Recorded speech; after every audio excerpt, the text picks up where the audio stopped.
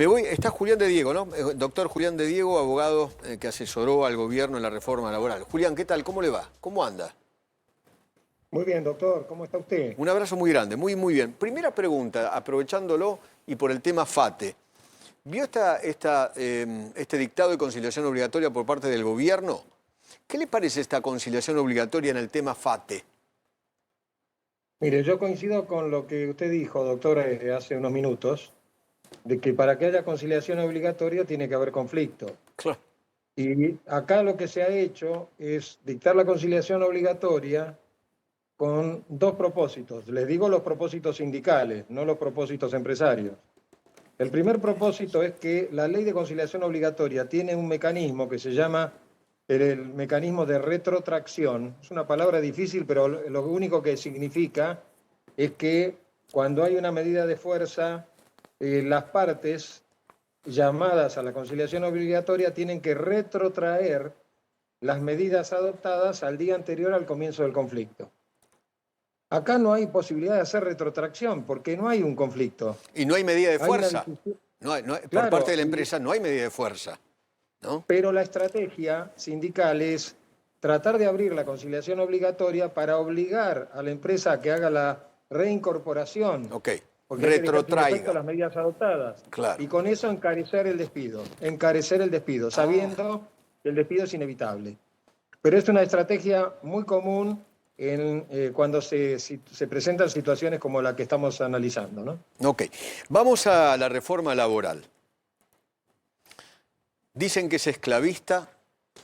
Recién hablé con Cachorro Godoy de la CTA y dice que es una ley regresiva que nos lleva al siglo XIX, ¿no? He escuchado también a algunos decir que en realidad nos lleva a antes de la asamblea del año 13 en la Argentina. No, no se me cague de risa, se lo pido por favor.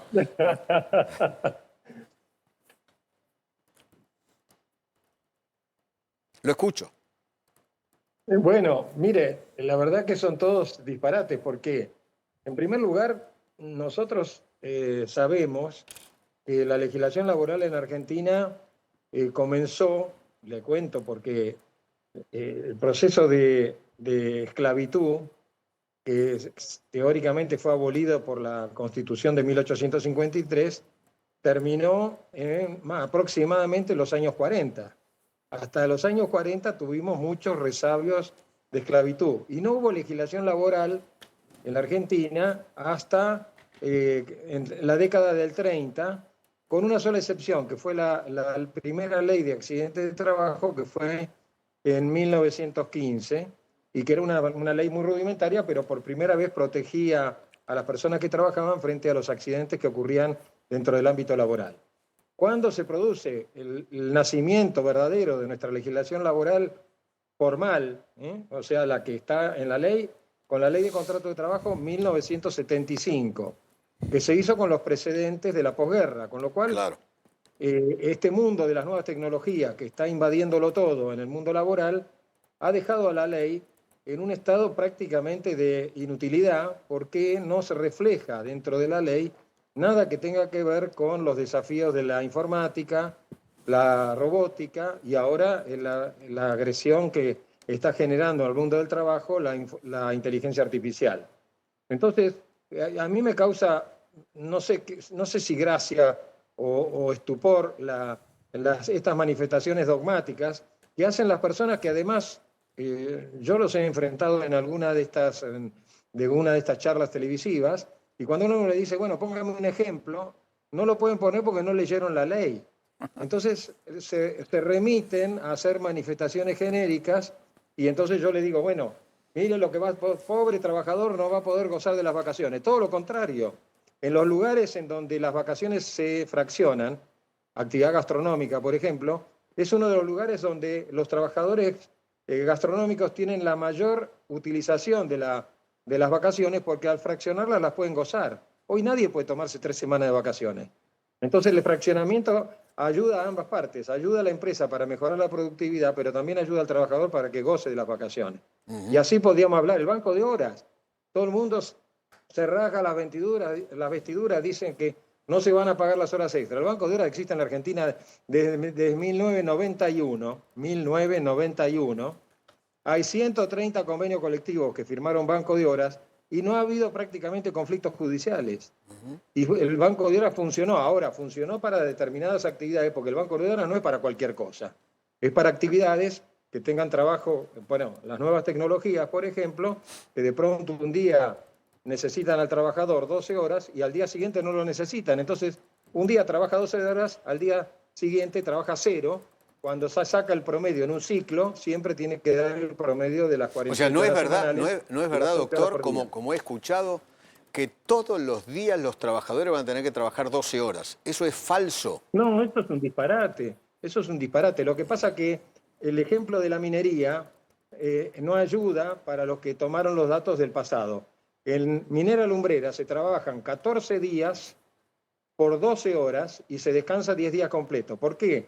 Porque el trabajador está en la mina a 400 kilómetros de su casa. Entonces Claro. no tiene sentido hacerlo descansar el fin de semana cuando no pueden ver a su familia. Entonces trabajan 14 días, 12 horas descansan entre una jornada y la otra, pero después tienen 10 días completos, 0 trabajo.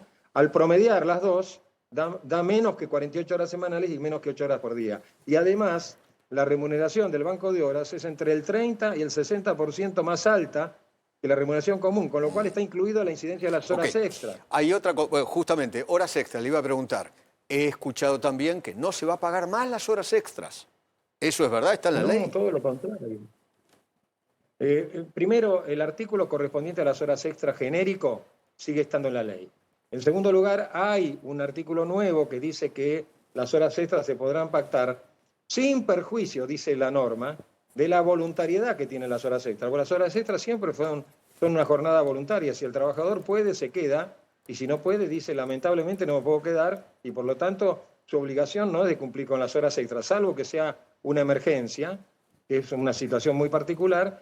En las horas ordinarias, el trabajador, en la realidad práctica, hoy, de todos los días, las horas extras son voluntarias y eso continúa.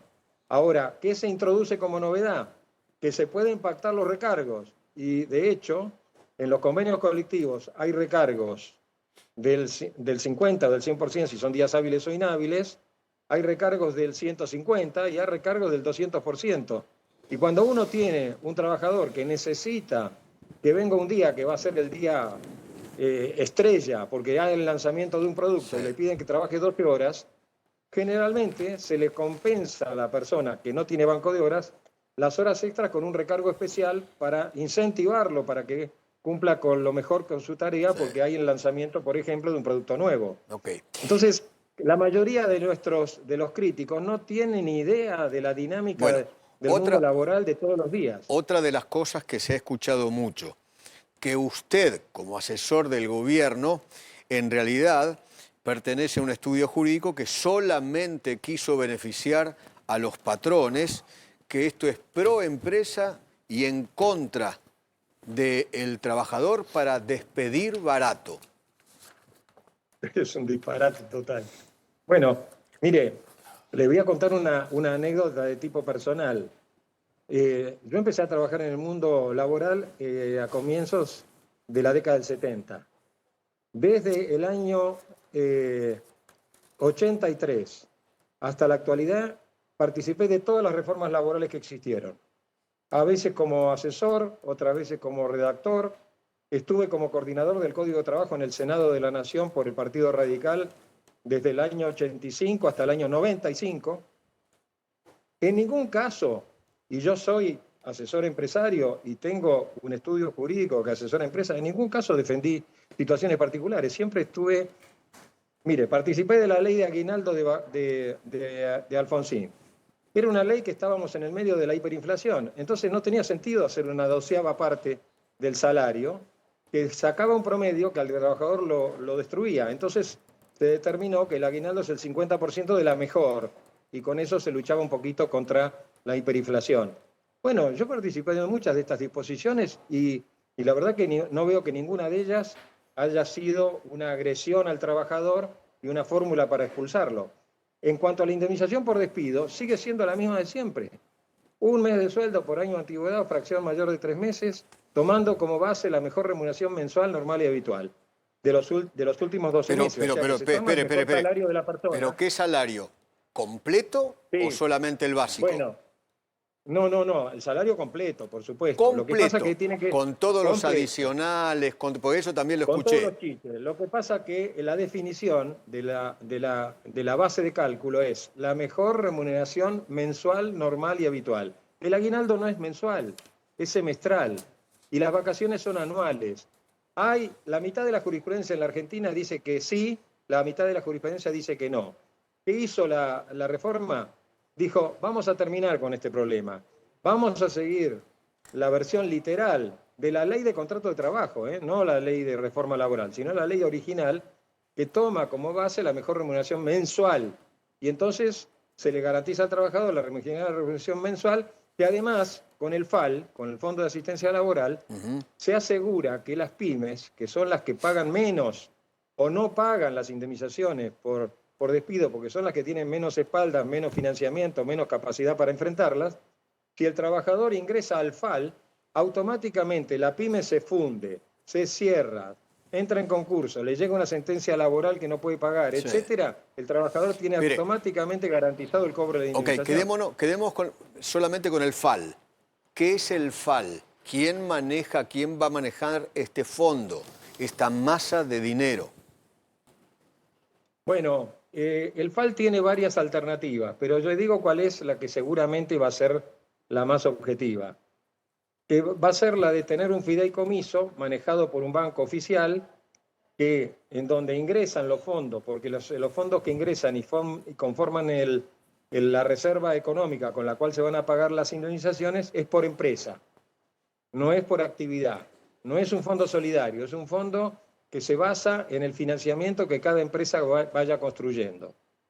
Ese fondo va a ser intangible e inembargable, o sea, no lo puede disponer una vez que se deposita el aporte, ese fondo queda en indisponibilidad total, salvo que el trabajador venga con el telegrama donde le dice me despidieron y ahí el sistema tiene que calcular la indemnización en base a la mejor remuneración mensual, normal y habitual, como le estaba diciendo. Usted me acaba de decir que entonces es un banco oficial, no es el ANSES, porque yo escuché a algunos decir que esto lo va a manejar el ANSES, desfinanciando a los jubilados.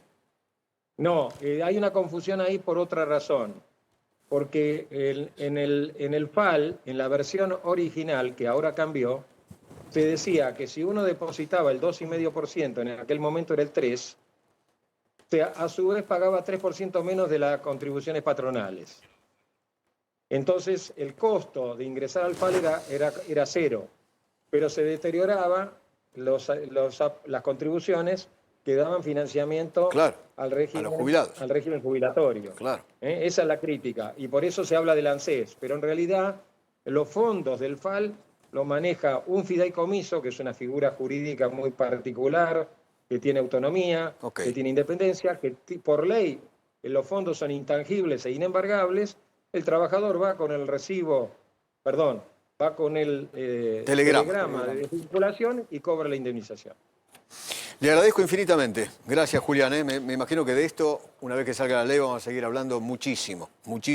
Sí, porque además, doctor Feynman, necesitamos dos cosas después de la aprobación. Primero, usar el GPS. Muchas cosas vamos a tener que cambiar el camino, porque muchas cosas de la reforma laboral hay que ensayarlas y hay que ver si producen el resultado esperado. Y la segunda es que hay muchas normas que requieren reglamentación, y eso va a ser otro debate. Seguramente. Gracias, Julián. Un abrazo grande. Gracias, doctor. Un abrazo. Hasta pronto.